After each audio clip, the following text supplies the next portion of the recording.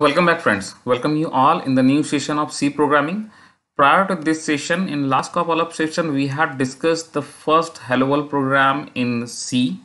We have discussed all the aspects has include header files, void main, CLR, SCR, printf, curly braces, block opening and closing things. We have also discussed the Visual Studio Code editor, how we can configure Visual Studio Code to do C programming. In today's session, we are going to see the most popular C editor that is known as Turbo C Borland editor. So we will configure it for our C programming. We'll see what are the different aspects, how we can configure it, how from where we can download it, and how we can install Turbo C editor that is provided by Borland. Okay, so this is the official site, or we can say here from here we can download the Turbo C++ editor. Okay, so we have two options. As we know, we can see the output of any C program on DOS window. So we can configure Turbo C editor separately as well as MS-DOS separately. But we have one more option from here, the Turbo C++ 3.2, which configures MS-DOS and Turbo C for us in a single shot. So we will do the configuration of this particular software only. So we can download it from here. Here is the link from where it can be downloaded, and the downloaded file will be around 6 MB something. So once you click on this particular link, a zip file will get downloaded in your download folder. The name will be Turbo C 3.2.zip file. It is around 7128 KB. It will be 6 MB file, 5 to 6 MB file. You have to unzip it. Once you unzip it, you will get a folder like Turbo C.3.2, and here is the exe file, setup.exe file. You need to double click on this particular exe file. You will see this kind of a screen.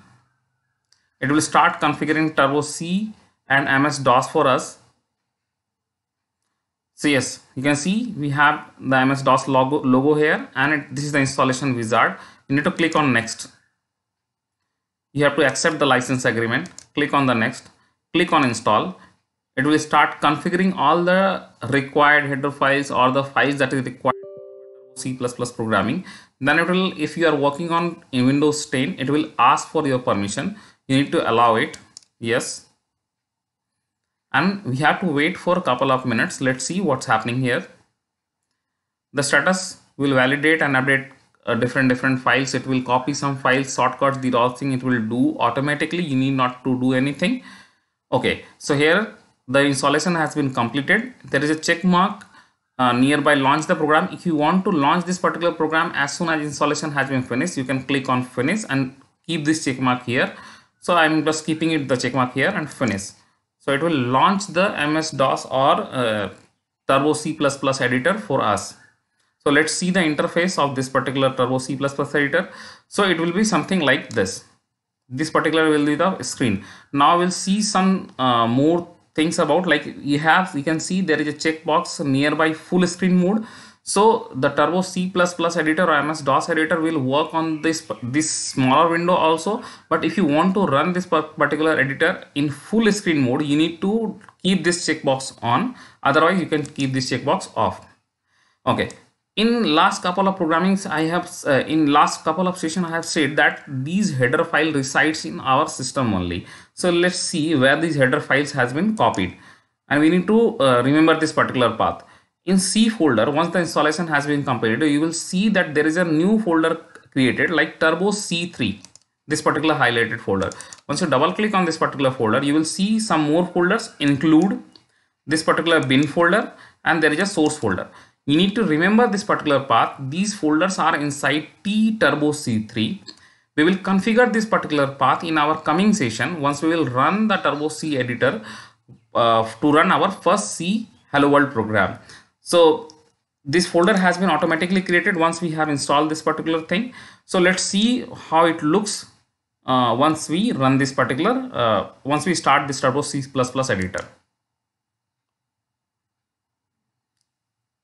So as I told you, so it can run on this particular size of window also. We cannot directly maximize this window, it will run like this.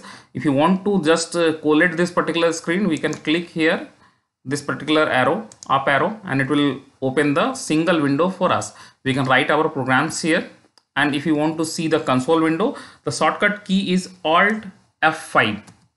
This is the console window where we will see the output. Once we click on the enter, we will come again back to the editor window. This is all for today's session.